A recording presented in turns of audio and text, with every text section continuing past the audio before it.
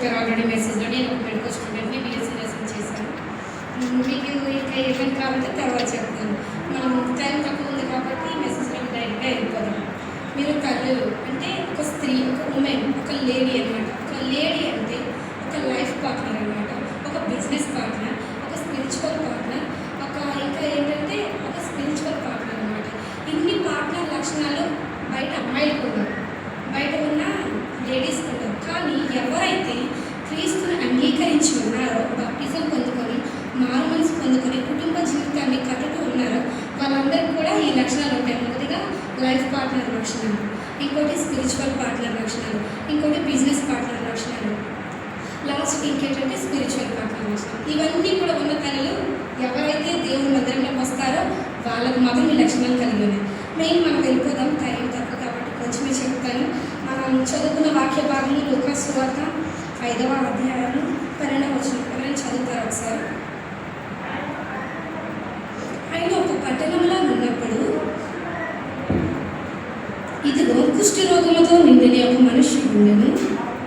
నన్ను శుద్ధినిగా చేయగలవని ఆయనను వేడుకున్నాను. Thank you చదివినందుకు.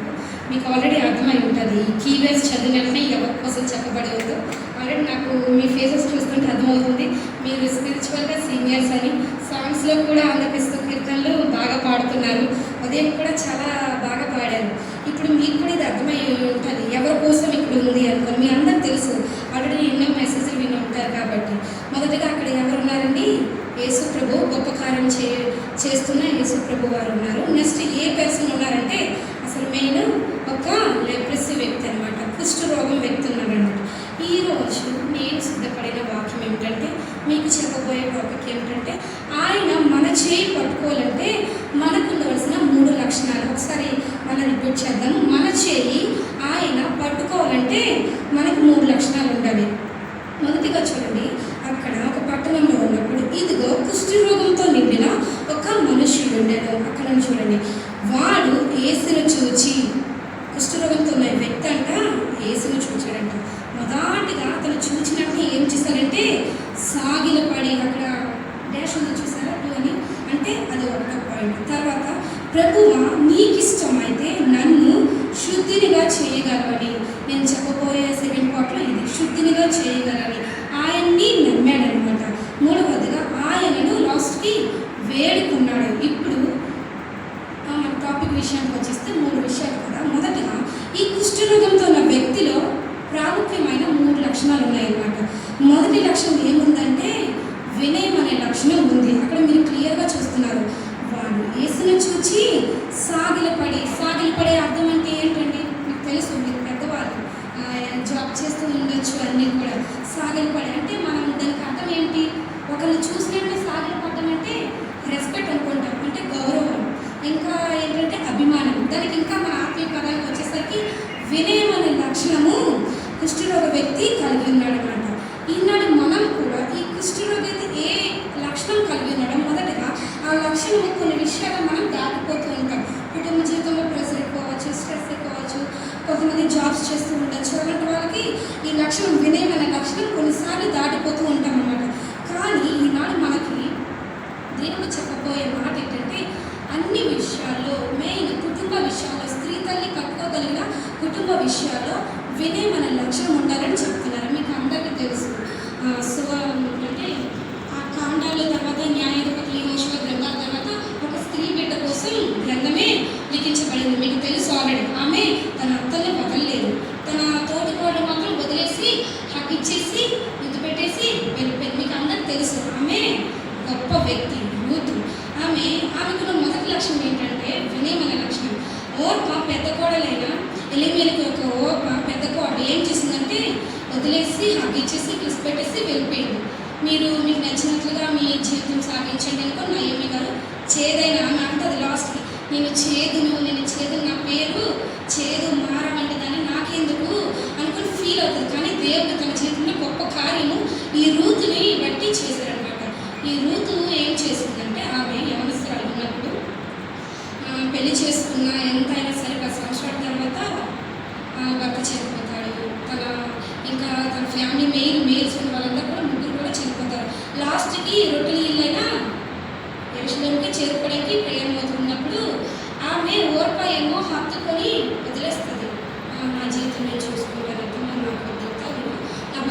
చనిపోయాడు కదా, ఇంటి పెద్ద దిక్కు లేదు కదా, నేను వెళ్ళిపోతాను కదా, నేను వెళ్ళిపోతాను. కానీ రూత్కి వచ్చేసరికి, రూత్ విషయం వచ్చేసరికి తను ఏం చేసిందంటే వినయంతో మంచి నడవడికతో ఏం చేసిందంటే అత్తను హత్తుకొని నీ దేవుడే నా దేవుడు, నీ కుటుంబమే నా కుటుంబం అనుకొని తనని విడిచిపెట్టలేదు.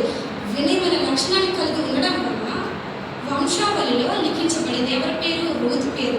ఓర్ప పేరు చూడండి, మీరు ఎక్కడ చూసినా ఈ విషయం ఇక్కడ ఈ రూత్ గ్రంథంలో ఇందులో తప్ప ఇంకెక్కడ ఉండదు.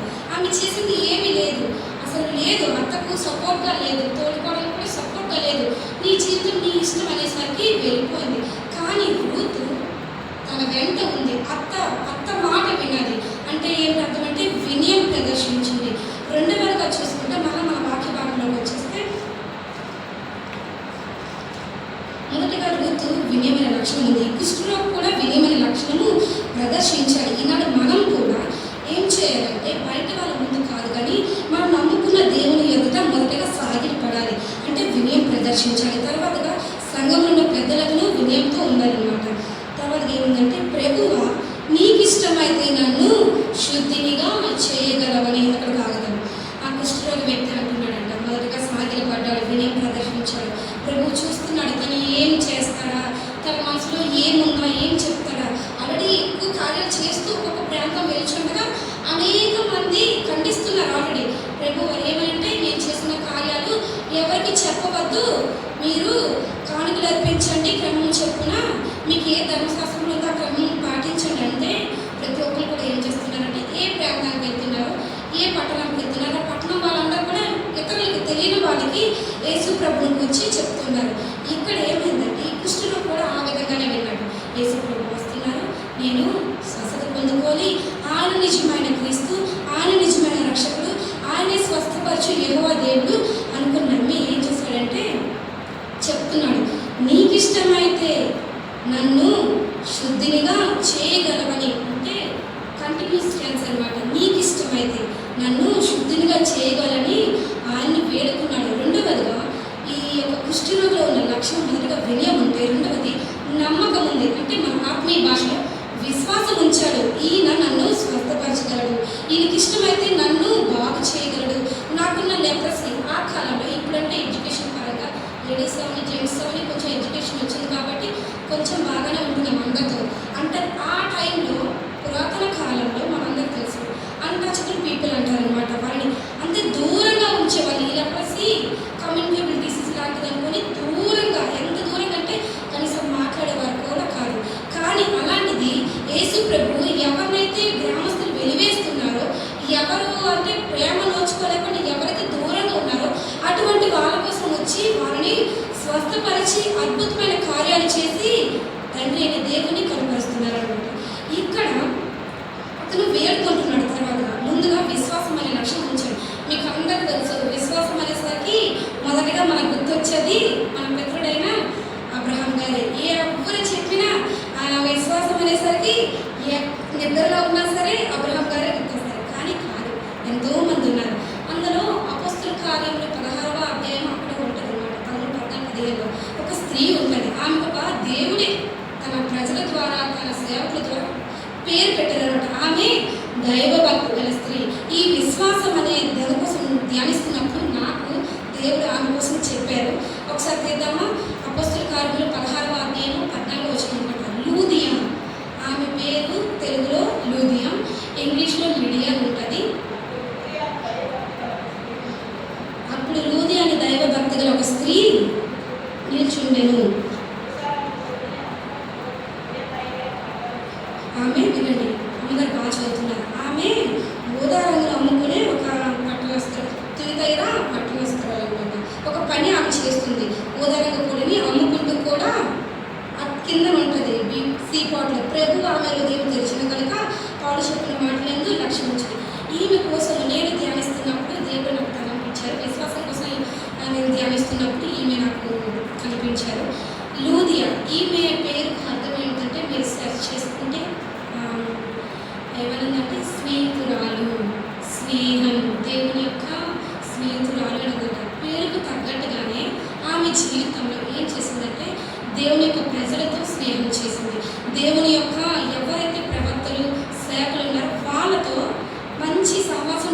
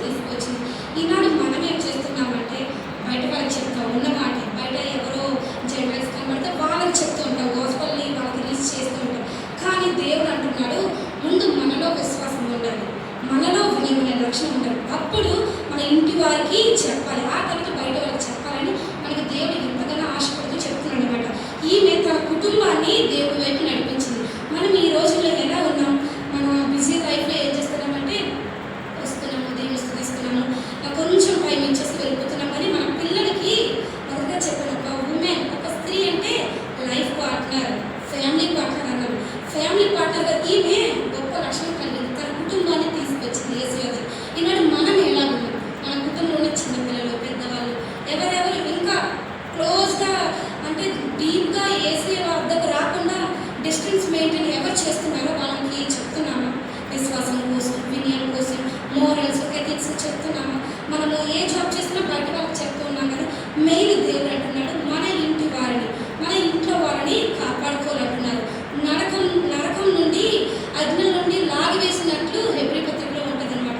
అక్కడ 11వ అధ్యాయంలో ఉంటుంది. విశ్వాసం కోసం చాలా మంది విశ్వాసం అనేసరికి అబ్రహాం గారు గుర్తొస్తారు, కానీ ఆ లిస్ట్లో విశ్వాస వీరులు ఎంతమంది ఉన్నారో మనకు బాగా తెలుసు. ఈనాడు మనం కూడా ఈ లూదియా ఏ విధంగా విశ్వాసం కలిగి తన కుటుంబాన్ని దేవుని వైపు నడిపించిందో మనం కూడా నడిపించాలి. మొదటగా వినయం అనే లక్షణం ఉండాలి, రెండవదిగా విశ్వాసం అనే లక్షణం ఉండాలి. ఈ లూదియా వలె అప్పుడు ఈ 2 లక్షణాలు ఉంటే ఈ లూదియా చూడండి 14లో, అప్పుడు లూదియాయను దైవభక్తి గల ఒక స్త్రీ వినుచుండెను. విన్నారా మీరు ఎక్కడైనా? ఎప్పుడైనా మనము దేవుని నమ్ముకొని వినయము విశ్వాసం కలిగి కుటుంబాన్ని ఒక మంచి పొజిషన్లో నడిపిస్తూ ఉన్నప్పుడు మనకు బయట వాళ్ళు ఏమంటారు తెలుసా? ఈమె ప్రభువు నమ్ముకున్నది, ఈమె గనురాలు. సాయంత్రం లాస్ట్లో ఉంటుంది అన్నమాట. ఆమె పెద్దల కడే లేచి అన్నీ సిద్ధం చేస్తుంది అనమాట. ఈనాడు మనము కూడా అటువంటి లక్షణాలు కలిగి ఉంటే బయట వాళ్ళే కాదు, ఇంట్లో ఉన్న వాళ్ళే అంటారు, నా తల్లి గొప్ప దైవ భక్తురాలు, నా తల్లి మంచి దేవుని పరిచారకురాలు అంటారు. అట్టి ఘనత మనకు ఉండాలంటే వృత్తి వలె, ఇష్టరోగు వలె వినయం అనే లక్షణం ఉండాలి, విశ్వాసం అనే లక్షణం ఉండాలి. మూడవదిగా విజ్ఞాపన. మనం చదువుకున్న వాక్య భాగంలోకి వచ్చేద్దాం. లూకాసువార్త 5వ అధ్యాయం లాస్ట్ పార్ట్. ప్రభువా నీకు ఇష్టమైతే నన్ను శుద్ధినిగా చేయగలవని ఆయనను వేడుకునేను. ఓకే, మన భాషలో వచ్చేసరికి వేడుకొనడం అంటే ఏంటంటే మీకు తెలుసు, మీరు పెద్దలు. వేడుకొనడం అంటే ఏంటర్థం? ఎన్నో అర్థాలు ఉన్నాయి. దేవుని దగ్గర సాగిలు పడి కన్నీటి ప్రార్థన చేయడం, అంగలాకు ప్రార్థన చేయడం, బోధన చేయడం, ఏదైనా కష్టం వచ్చినప్పుడు మోకాలు వేసి ఉండడం అనమాట. మనకి ఇంకా బాగా అర్థమైనట్లు వచ్చేస్తే ఉదయం ఒక స్త్రీ కలిగించారు విజ్ఞాపన ప్రార్థన అనమాట. మీకు తెలుసు విజ్ఞాపన అంటే వేడుకోవడం. అంటే ఇది మనకు కావాలి అంటే విజ్ఞాపన ప్రార్థన చేసిన దైవభక్తులు ఎంతోమంది ఉన్నారు. కానీ మెయిన్గా నాకు ఒకరి కోసం చెప్పాలనిపించింది. మీకు బాగా తెలుసు హిజ్కియా, తను ఒక యోధా రాజు అనమాట. తను జీవితంలో ముందుగా మంచి పరిచయం చేశారు, మంచి రాజుగా వెళ్తూ ఉన్నారు. అతని కోసము యెషయా గ్రంథంలో ఉంటుంది, రెండవదిగా రాజుల గ్రంథంలో ఉంటుంది అనమాట. అతను ఏం చేశారంటే ముందు ప్రవక్త ద్వారా యెహోవా దేవుడు ఏం చెప్పారంటే, నీ ఇంటిని చక్కబెట్టుకో, నీ దినములు అయిపోతున్నాయి కాబట్టి నువ్వు రెడీ అవ్వాలనుకొని ప్రవక్త ద్వారా చెప్పినప్పుడు అతను ఏం చేశాడు? మీకు అందరికీ తెలుసు, మీరు సీనియర్స్ కాబట్టి. ఉన్న పాటను వెనక తిరిగి విజ్ఞాపన ప్రార్థన చేశారు. అంటే కన్నీళ్ళు విడిచారు, అంగలాకు ప్రార్థన చేశారు. తన ఆయుష్ పరమైన విషయానికి వచ్చేసరికి, అంటే తన లైఫ్ విషయానికి వచ్చేసరికి, అంటే ఆరోగ్య విషయానికి వచ్చేసరికి వెంటనే కన్నీళ్ళు ప్రార్థన చేశారు. మన భాషలో విజ్ఞాపన ప్రార్థన చేశారు, అంగలాకు ప్రార్థన చేశారు. కానీ తర్వాతగా వెళ్తున్నప్పుడు ఏమైందంటే మనకు బాగా తెలుసుకుంటే 103వ కీర్తన, ఆయన చేసిన మేలను మరువకమని ఉంటుందా లేదా?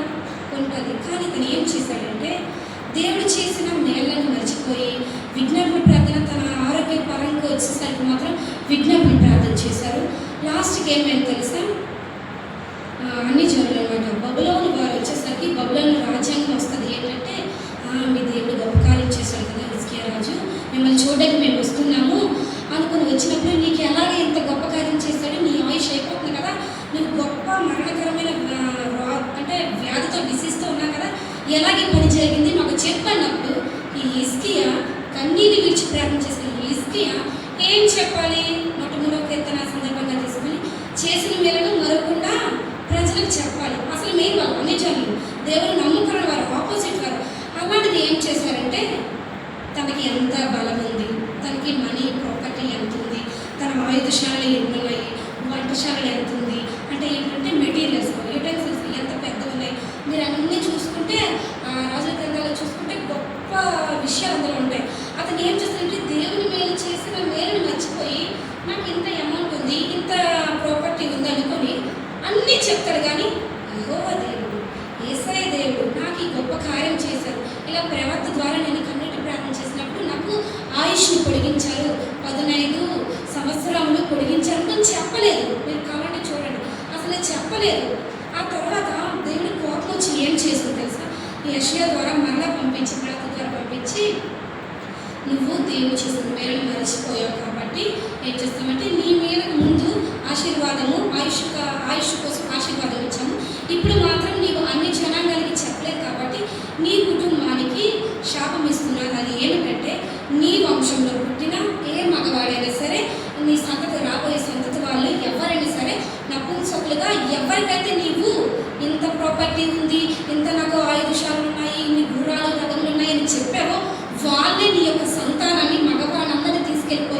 నపుంసకులుగా చేసేస్తారు. ఐ మీన్ ట్రాన్స్జెండర్స్ చేసేస్తారు. అంటే ఇతను ఏం చేయాలి?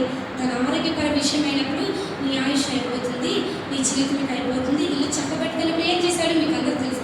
వెనక్కి తిరిగిపోయి కన్నీళ్ళు విడిచి విజ్ఞాపన ప్రార్థన చేసి వేడుకున్నాడు. కానీ ఈ సంతతి విషయానికి వచ్చేసరికి, వంశావళి విషయానికి వచ్చేసరికి ఏం చేశాడంటే చెప్పలేదు. ఏమన్నా తెలుసా? దేవా, యేసయ్యా, యెహోవా దేవా, నేను బ్రతుకున్నంత కాలం రాజ్యంలో, నా కుటుంబంలో నెమ్మది, శాంతి, సమాధానం ఉంటే చాలు.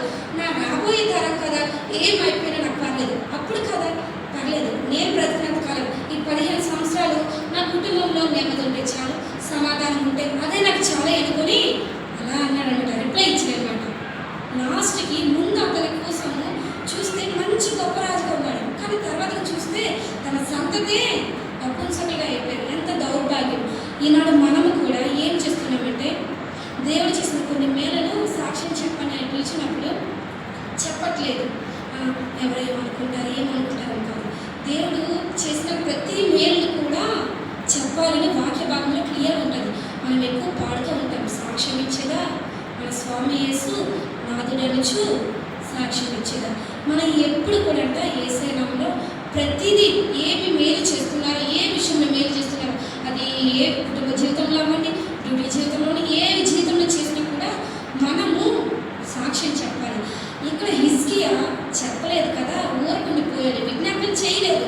ముందు విజ్ఞాపన ప్రార్థన చేశారు, కన్నీరు విడిచారు. కానీ తర్వాత తన వంశావళి కోసం వచ్చేసినప్పుడు వేడుకొనలేదు, వదిలేస్తాడు.